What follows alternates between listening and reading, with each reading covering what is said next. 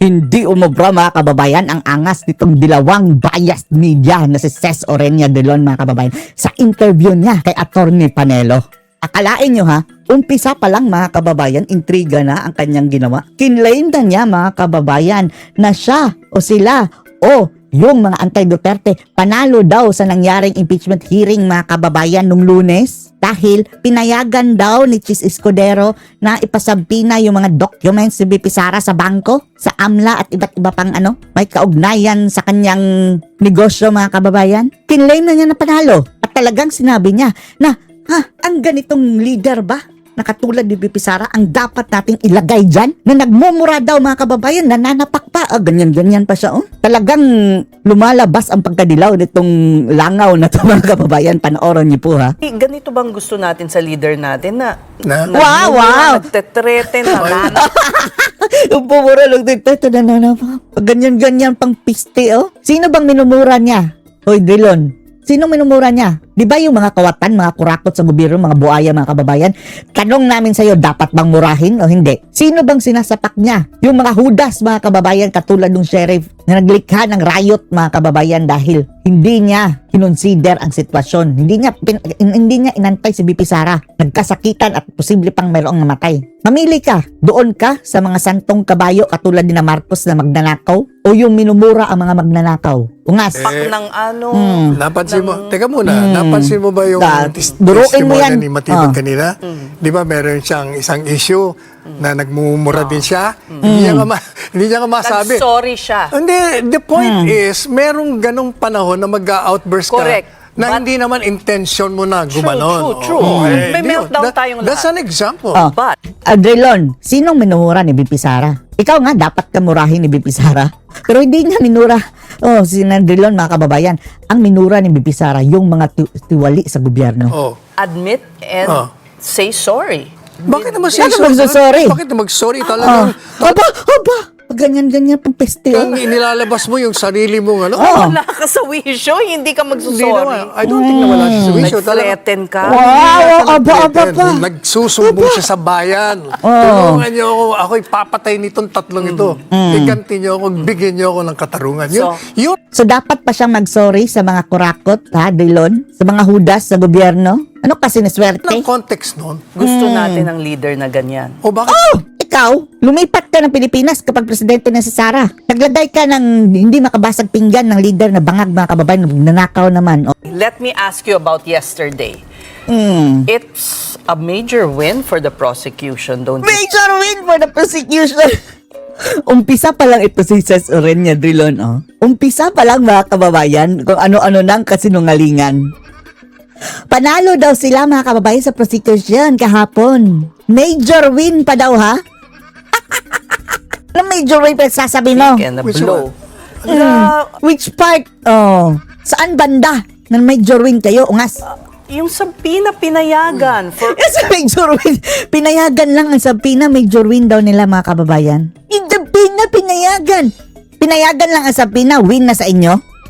Hindi pa nga nagdedebate tungkol dyan mga kababayan kung anong laman. Mamaya ka na mag-claim ng victory, major win. Kung natuhog na ninyo si VP Sara doon sa mga dokumento sa Sabina. Kung anong laman yan. Major win mo mukha mo. Diba? Eto rin yung nambastos kay Jimmy Bondoc mga kababayan. Tingnan natin kung obra ang angas ito kay Panelo. Si Karen Davila, supalpal kay Panelo. all the financial records of the VP. Delikado rin sila doon kasi it could be a grave abuse of discretion. They can go to the Supreme Court. Yan. Nasaan ang major win ninyo dyan? Yan pa nga siguro mga kababayan ang major flaw. Major na kamalian mga kababayan na ginawa ng impeachment court na yan dahil pwedeng manalify ang impeachment trial mga kababayan due to lack of due process dahil nilabag nila mga kababayan ang karapatan ni VP Inday, right to due process. Nullify it. And they Yan. will.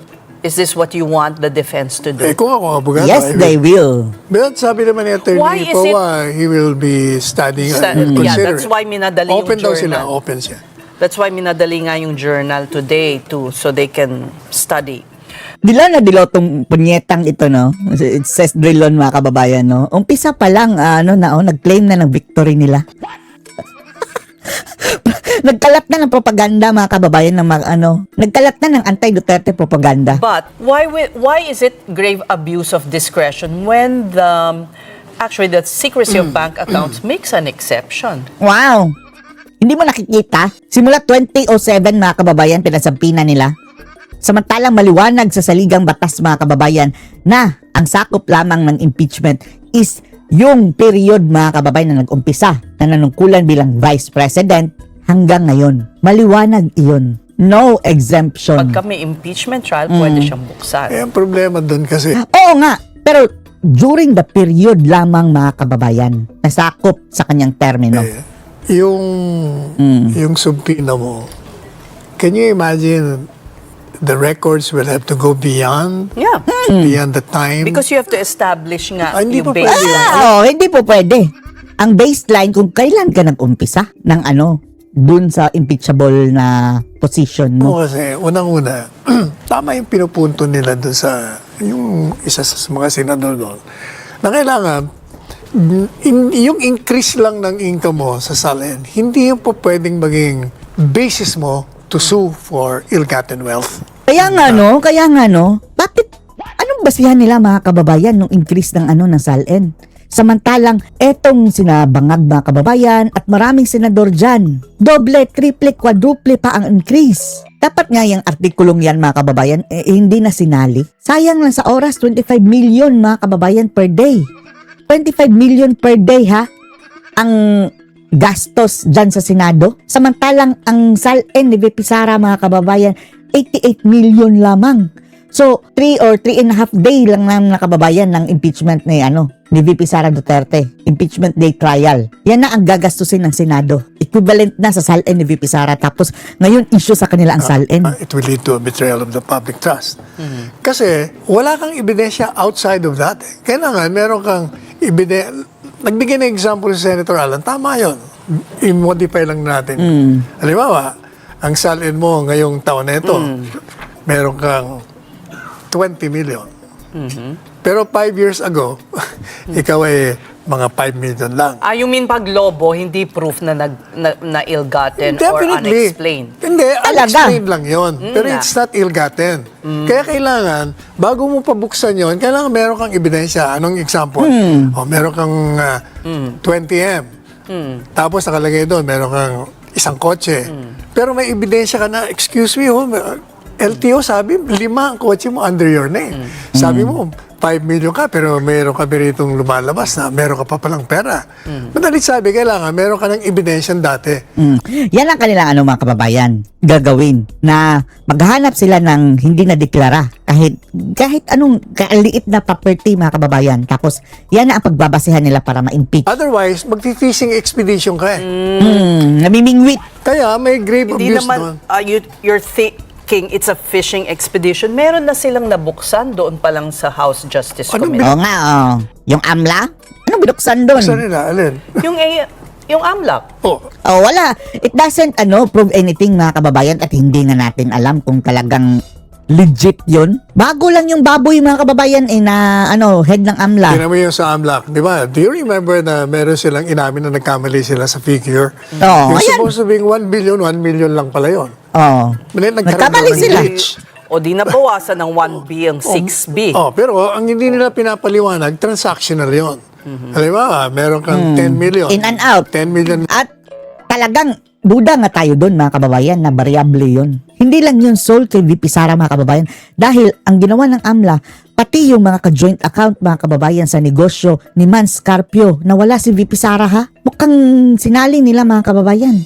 Paano yung ka-joint account ni Man Scarpio is bilyonaryo. Pati yung mga bank account nila, inamla din mga kababayan. Deposit. Tinime deposit mo. Yung 10 million na deposit mo, that will be recorded kasi over half million. So may isang transaction ka na. Pag tinime deposit mo, another transaction yun. Parang Pag nado-double. tinanggal mo, hindi lang double. Ibinalik mo, triple ka. Okay. Oh. So you're time saying deposit. you are confident that the record Oo nga mga kababayan, Pag time deposit ka, 1 million, tapos magba-mature in, mga kababayan, 1 year. And then, ni-roll over mo yan in the past 10 years. So, every year, mga kababayan, 2 million in and out. In the past 10 years, 20 million in and out. Hindi pa kasama yung interest. Samantalang ang totoo mong pera dyan na inilagay, 1 million lang. Records Oh. are not indicative. Of course. You Of are course. Tingin ko, confident. kasi You are confident. Okay. any taxpayer will not be putting there an item that he or she cannot Okay. justify or explain. Let's go to what you have been criticizing as the exasperating pace. Yes. But can you not also fault your own allies in the Senate Wow. for On allies. Bakit hindi daw sisihin ang kanyang mga kaalyado sa Senado? consuming all this time, sometimes with personal concerns? Anong personal concern doon, mga kababayan, na kanilang concern related naman, mga kababayan, dyan sa impeachment? Dahil ginigipit sila eh. No. Kasi when they stand up to defend themselves, that goes to the very integrity of these people. And that goes for the... Kasi si Drilon, mga kababayan, Sis Eronia Drilon, yung tinutumbok niya, bakit daw ito sina Cayetano, sina Robin Hood Padilla, nagpuputak pa daw, mga kababayan, na ginigipit sila ni Matibag, na ganyan, ng gobyerno. Hindi mo nakita, Drilon, na kaya sila ginigipit dahil kampi sila kay VP Sara. Ngas. integrity of the entire court. Pag sinira mo yung mga judges, masisira mo yung integrity ng hukuman. Ang sinisisi ko yung presiding officer because he allows lengthy speeches na hindi naman dapat. Mga improper yun. Like yung umpisa pa lang, meron na kagad speech. Si mga kababayan, si Kapunan na niregla, nag-speech pad, siniraan si VP Sara. Magpipresent ka You mean lang. of the prosecution? Oh, of the prosecution. Sasabihin mo lang na, Your Honor, we are withdrawing 3 witnesses No, because we feel Kapunan. na hindi Si na Atty. kailangan. Kapunan. Oh, whoever she is. But Oh, the whoever point she is. You allowed it. Alam mo, after that, in-interview ako, binanatan ko sila lahat. Sabi ko, hindi ko maintindihan itong presiding officer na ito. Ito naman. Biased yan eh. Si Cheese, mga kababayan eh. The following day, sa kanila na-realize na mali pala. So, they consume many hours discussing it. Sabi ko, pumayag kayo. Even the senator judges. Sabi ko, you should have stood up there. Sinabi mo, kinaulat mo attention ng presiding officer. Okay, now but it's improved. The pace has improved. You have to admit. Improve? Wala ko na Wala. Okay, let's go to the Nawala ang angas eh, Sis Drilon, oh. Pero nung si Jimmy Bondoc, mga kababayan, parang nag-lockdown siya eh, dahil bata pa eh. Inangasan niya ng inangasan, mga kababayan. the final witness for Article 4, Director Melvin Matibag, a former Wala. Diyos ko. Si Matibag, mga kababayan, hindi lang nakascratch sa surface, mga kababayan. Walang bilang. Naipalabas lang doon, mga kababayan, na chismosa siya. Chismis, hearsay. Dahil hindi pa pala siya ang mga kababayan, direktor ng panahon na nangyari yung sinasabi nila kay VP Sara. Tapos, yung grave threat, mga kababayan, si Matibag mismo ang mayroong grave threat. Tapos sabi niya, dala lang daw ng emosyon. Pero pagdating kay VP Sara, magkaiba na. of the Duterte administration. Nahirapan pang huminga ang baboy, no? Duterte's. Did the defense succeed in, hindi pa tapos ang cross, in chipping at his testimony and at his credibility? Unang-una, Napangaralan hindi pa nga. dapat nila nilagay yun. Kasi Yun dapat si Santiago. kredibilidad yun. Pangalawa, isa-isahin natin. sige. Unang-una, bakit mo ilalagay Antay sa ka, testigo Drilon. na wala namang personal knowledge doon sa mga Hearsay investigation lang. na ganap? Because he wanted to talk about his investigation when he assumed. Tingnan mo, lalo napasama nga. Kasi nung tinanong siya about the previous investigation, wala siyang participation, wala siyang alam. Dapat, kung mga kababayan, sige, provided na gusto niya, dapat pinatawag din si Santiago, mga kababayan, dahil dalawa sila tatawag. Tanungin si Santiago yung mga bagay na panahon pa niya, tapos yung panahon na ni Matibag, mga kababayan, doon na siya tanungin din. Hindi yung, pati yung mga walang alam pa si Matibag, mga kababayan, andun pa siguro yan na kung saang impyerno pa na yan siya. Parang siya na ang resource person. Scholar. Paano ka mag-iimbestiga ng sarili mo kung hindi mo nalaman yung background? O doon lang makikita mo na nakapokus lang sa siraan si Vice Presidente Inday Sara. Pangalawa, Pati si Batuba, Las Cañas na ilang columns ang binanatan niya si Inday, siniraan niya ng siniraan si Inday Sara. So madali Tatlo. sabi, galit siya. Tapos, tingnan mo na. Yung Oo, asawa niya pa. teka muna. Oo. Nag-sign ng Correct. So impeachment dapat, complaint. alam mo, delikadesa, huwag ka na dapat doon kasi bias ka na eh. Pero wala namang kinalaman yung misis niya na pag-sign ng impeachment complaint sa trabaho niya bilang NBI director. Yan ang sabi niya. Pero tandaan mo, Yan ang sabi pinag-uusapan niya. yung bias mo. Right. Asawa mo Okay. nandun eh. Okay. Ano ba yung dahilan ng falling out from being an insider? Anong dahilan? Ay wala. Talagang manggagamit yan si Matibag, mga kababayan. Dumikit lang yan sa mga Duterte. Para kung sino ang in power. Sa tingin mo, after ni Bangag, mga kababayan, didikit pa rin yan si Matibag kay Bangag? Hindi. Manggagamit. Yan nga ng klaseng manggagamit, mga kababayan. Lalayasan din yan si Ngagva later on. Actually, hindi ko alam. Gusto ko nga sabihin, ano nangyari sa'yo? Wala, manggagamit lang talaga yan. No need to ask. Tingnan mo, pag alis ni Bangag, mga kababayan, ilalaglag din niya yan. hindi pa hindi kami mo alam? nagkakausap. Hindi ko alam eh. Nasyak nga ako nung una ko mabasa yung column niya. Binabanatan niya ng konsusida. Sabi ko, nangyari dito? Kasi tinulungan namin to, pati yung asawa niya. Nagkampanya pa ako sa asawa niya. Manggagamit. Eh, Tapos, nasyak ako. Hindi ko meron alam pa tuloy. siyang mga salamat PRRD. Nag-t-shirt pa silang dalawa ng kanyang asawa, ha? Salamat PRRD. Ay, So, nako. you're saying na yung kanyang testimonya, pinagmukhang biased siya. So, walang halaga? Walang halaga, hindi lang bias, kundi napakita ron na talaga nagpo-focus lang sa kay Inday Sara. Kasi maganda yung, kung napansin mo yung tanong ni Senador Alan, o sabi niya, may tatlong bahagi doon na napaka-importante. Nakita ron na maraming korupsyon, meron doon na How do sinasabi. you distinguish Wag mong patapusin mo, Sis Drilon, pagdating sa corruption, mga kababayan. Wag na natin pag-usapan yan. Diyos ko, Lord. of the parts of that press conference are true? Hindi yun ang tanong eh. Ang tanong niya, anong binigay mong halaga doon sa tatlo? Yung merong threat sa buhay niya, yung nagkontrata siyang sinasabi mo, at saka yung corruption. O yun na nga. Ano Yung sabi niya? nagsisiwalat siya ng corruption. Ano sabi niya? Kasi ang punto ni Senator Alan, dapat lahat yan inimbestiga mo. Ay, ang sinabi niya, hindi, doon lang ako doon sa isa. Ikaw ba ang kinukonsulta nila? Hindi. No, hindi naman. Kasi natutugma ang inyong Yan naman talaga ang nakikita ng marami, mga kababayan. Hindi. Okay, punta. Hindi, bago pa nangyari yan. Yun na ang aking ever since yun ang mga komentaryo ko. But sabi ni Director Matibag, that's practically a confession of Sus, Confession na, siya nga ang may, mga kababayan, ng threat, di ba? PNP. Paano naging confession And yan? the Duterte family all of them have issued threats against the president. Sus, Maria And parang Jose. pare-pareho yung Bakit buhay pa si Trillanes? ulo, yung talagang... Tingnan mo, sige. ano sabi ng prosecution, we will establish a pattern of violence. Anong pinisinta niya? Yung Las panununtok Cañas. Sa sheriff. Sheriff. O, hindi- After that, ano pang Wala violence? na. So where's the pattern? Isang insidente lang yun. Hindi, yung kay Las Cañas. Yan, no? Walang, Diyos ko, Lord. Chismis. Hearsay. Chismosa. Kay Las Cañas. Yung, Mabuti affidavit. binanggit mo yan. Yes, because I really My want to goodness, ask you. This My presiding goodness. officer, excuse me, Chisa, you're a walking disaster pagdating sa pag-preside mo.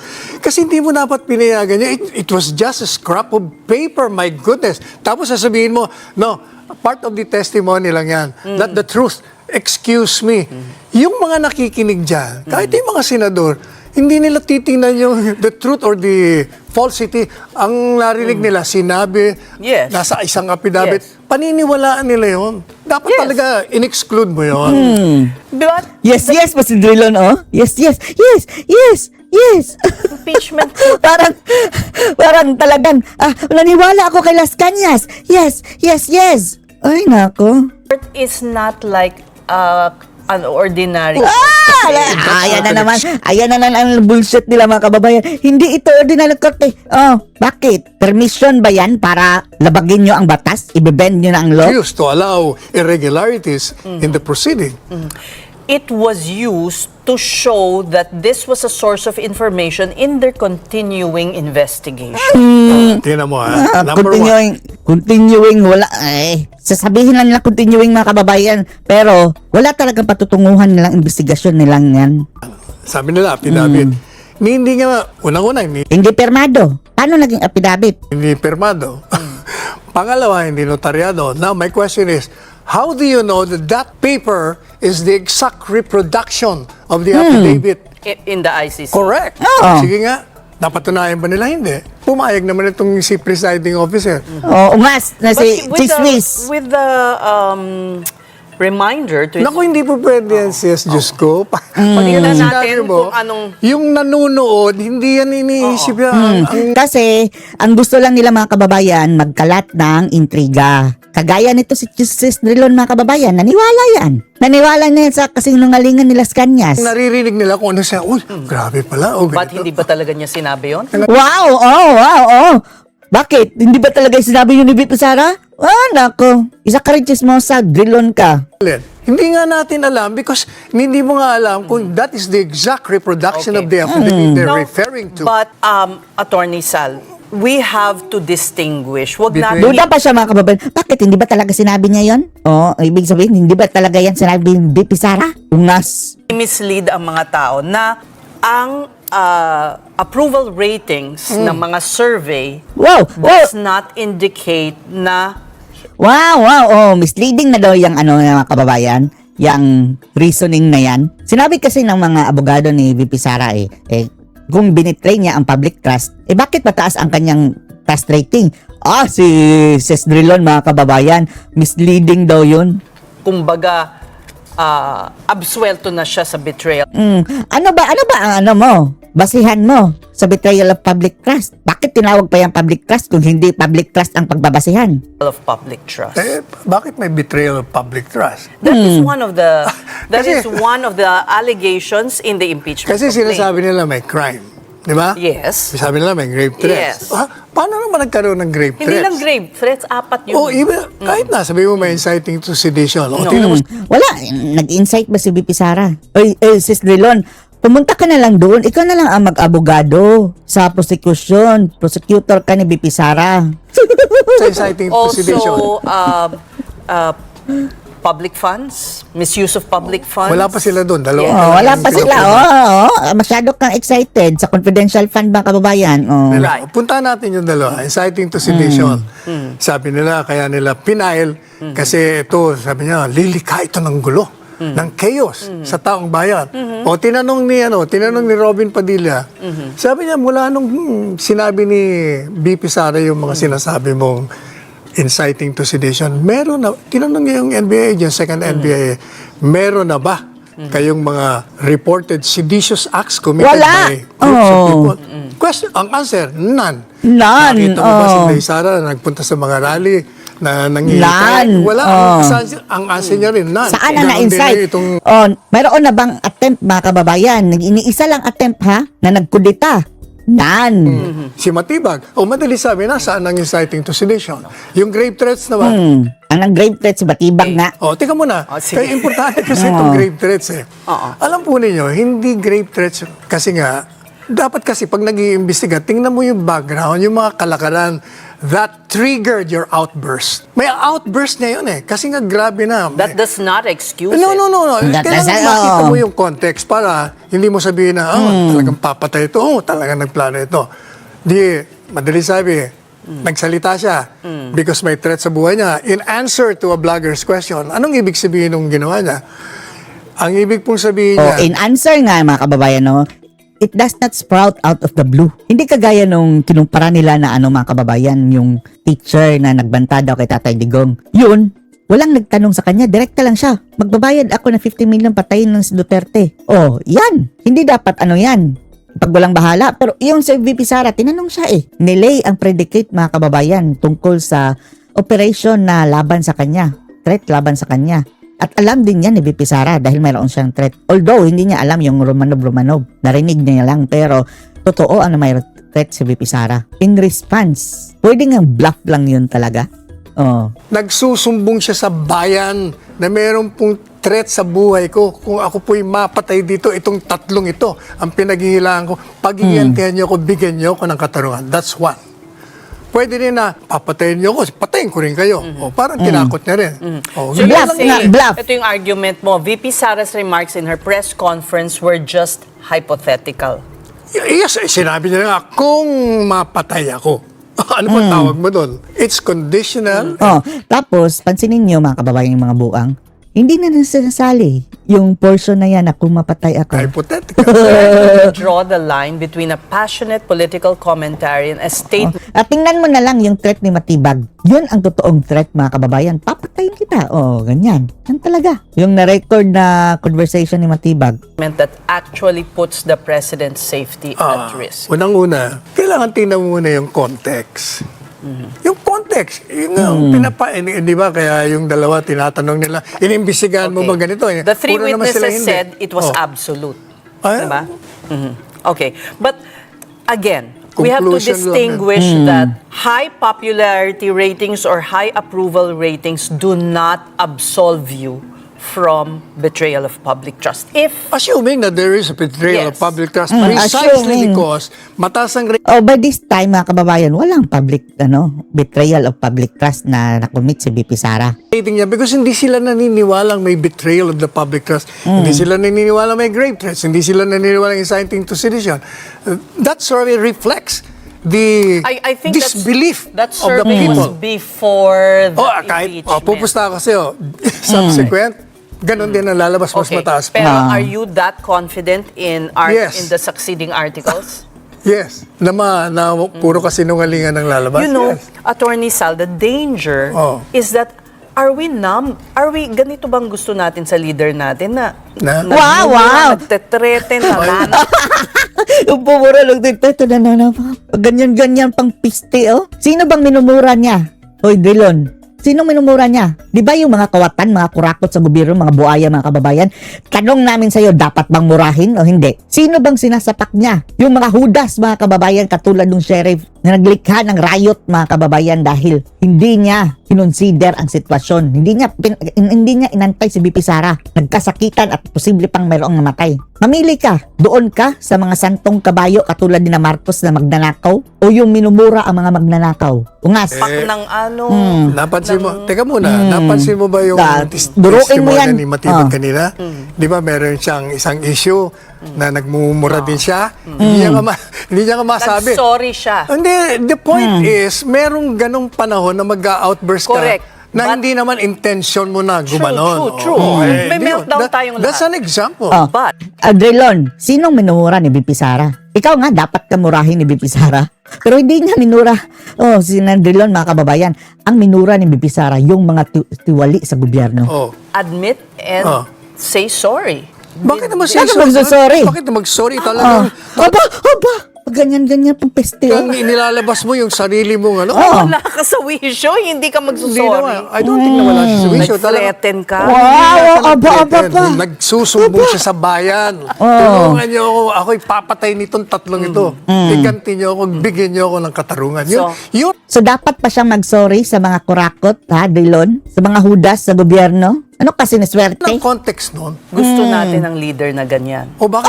Ikaw, lumipat ka ng Pilipinas kapag presidente na si Sara. Naglagay ka ng hindi makabasag pinggan ng leader na bangag, mga kababayan, nanakaw naman. Yan ang gusto ninyo. Naman hindi. Isang insidente lang naman yan. Kung titingnan mo yung ang kanyang achievement, ang dami. As Vice Mayor, Secretary, Vice President. Well, Kaya nga mataas ang rating Oo nga. Presidential rating, mga kababayan. Latest 49% ang nakuha ni BP Sara sa presidential rating. Sumunod si Robredo, 24%. Napakalayo. Sunod si Tulfo, 13%. So gusto. Yung tanong mo, gusto ba natin ng leader na ganyan? Andyan na sa survey. At andyan na sa boto mismo ni BP Sara, 32 million votes. Gusto namin ng ganyan na minumura yung mga jutang ginemes, ng mga tiwaling politician at tiwaling media kagaya siguro ng mga iba dyan. Hindi natin sinasabing ikaw, kung matamaan ka, baka defensive ka. Kung hindi ba, di bagsak na bagsak yan. Pareho na ang presidente natin. Bago mag-impeachment.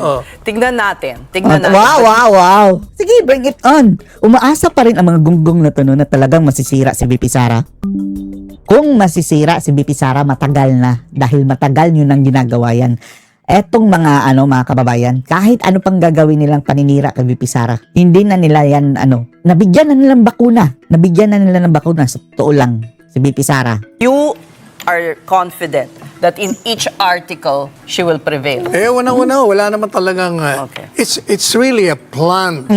Political. The underlying purpose is to remove her from Remove office her from and to disqualify her from running as presidential candidate in 2028, which alam nilang lahat, mananalo sila. At pag nanalo sila, may problema sila. If she May problema is sila. Wala. Bingi-bingihan si Ses Drilon, mga kababayan. convicted, let's just say, would Robin Padilla be the Si Baste ang gusto namin. next? Unang-una, it will never happen, the conviction. They need 16 votes. 13 lang nga sila. Mababawasan pa. Kahit anong gawin nila, wala yan. Kulang ang minuto sa programa namin para sa iyo, but we thank you so much for coming in the flesh. At In the flesh mong mukha mo, Ses Drilon. Itong mga hudas na ganito, no, yan ang sarap sa palpalin, mga kababayan. Buti na lang, hindi siya masyadong nag-angas kay Panelo. Dahil kung ginawa niya yung ginawa niya kay Jimmy Bondoc, wala, no mercy yan. Si mga kababayan, Attorney Panelo. Tingnan nyo si Karen Dabilang nga sa kanya. Hindi nagpapatalo yan sa argumento, which is, yan din ang ating gusto. Good job, Senator Panelo. Wow! Sayang, hindi nga. Ito ang dapat naging senador, no? Senator, Attorney Panelo. Kaso nga lang parang hindi pa siya masyadong mga kababayan all over the Philippines. Marami pa rin kababayan na hindi pa masyadong kilala si Attorney Panelo talaga. Lalong-lalo na yung mga hindi na exposed sa politika. Kaya good job at hindi mo pinaporma itong dilaw na utak na ito. Ano masasabing dito? Post comments below.